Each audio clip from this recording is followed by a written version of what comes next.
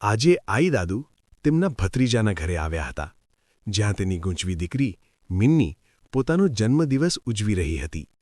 ચારે તરફ રંગબેરંગી બલૂન હતા, કેક તૈયાર હતો અને ઘણા બાળકો હસતા રમતા આનંદ માણી રહ્યા હતા. કેક કપાયા પછી મિન્ની દોડીને આઈ દાદુ પાસે આવી અને બોલી, "દાદા, આજે અમને રાજકુમારી એલ્સાની વાર્તા કહો."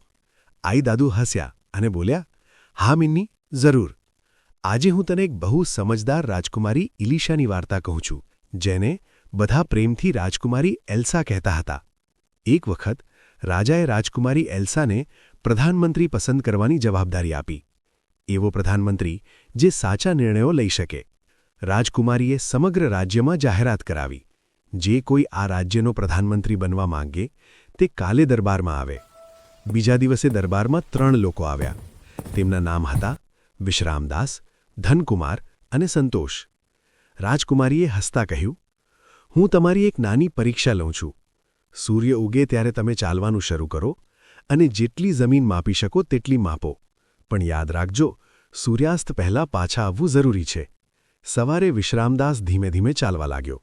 ધનકુમાર ખૂબ ઝડપથી ચાલવા લાગ્યો અને સંતોષ શાંતિથી ચાલવા લાગ્યો. વિશ્રામદાસે વિચાર્યું, હજી તો આખો દિવસ પડ્યો છે, થોડો આરામ કરી લઈએ. તે ઝાડની છાંયમાં બેસી ગયો અને વારંવાર આરામ કરતો રહ્યો. સમય પસાર થતો ગયો અને સૂર્ય ઢળવા લાગ્યો. જ્યારે તે ઊભો થયો ત્યારે તેણે બહુ ઓછી જમીન માપી હતી. બાળકો, આને આળસ કહે છે. આળસ એટલે કામ કરવાની ઈચ્છા ન હોવી.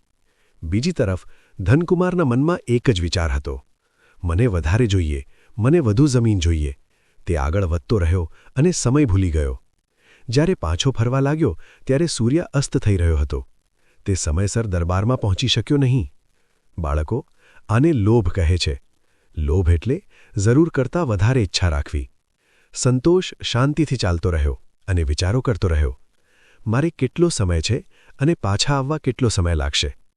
તે જેટલી સંભાળી શકે તેટલી જ જમીન માપી અને સમયસર પાછો આવ્યો. તે ન થાક્યો હતો ન તો ચિંતિત હતો. બાળકો, આને સંતોષ કહે છે. સંતોષ એટલે મહેનત કરવી અને મહેનત કરતાં આનંદ માણવો. રાજકુમારીએ ત્રણેયને જોઈને કહ્યું, મને સૌથી વધારે જમીન માપનાર નથી જોઈતો. મને સાચો નિર્ણય લેતો વ્યક્તિ જોઈએ, જે આળસુ ન હોય, લોભી ન હોય અને સંતુલન સમજે. રાજકુમારીએ સંતોષને પ્રધાનમંત્રી બનાવ્યો.